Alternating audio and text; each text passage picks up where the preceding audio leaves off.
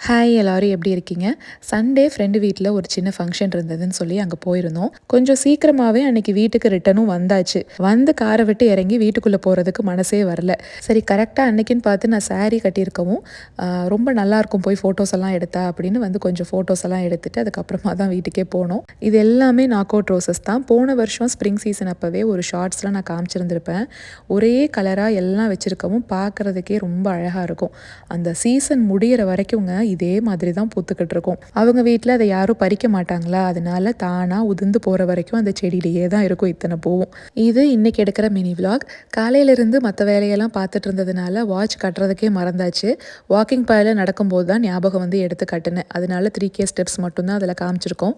காராமணி காலையிலேயே ஊற வச்சுருந்தேன். சன்னா மசாலா மாதிரியே செஞ்சு பார்க்கலான்னு இன்றைக்கி தாங்க ட்ரை பண்ணேன். ரொம்ப பிடிச்சிருந்துச்சு. கண்டிப்பாக ரெசிபி வேணும்னா சொல்லுங்கள், நாளைக்கு ஷேர் பண்ணுறேன். நம்ம நாளைக்கு ஒரு ஷார்ட்ஸில் பார்க்கலாங்களா?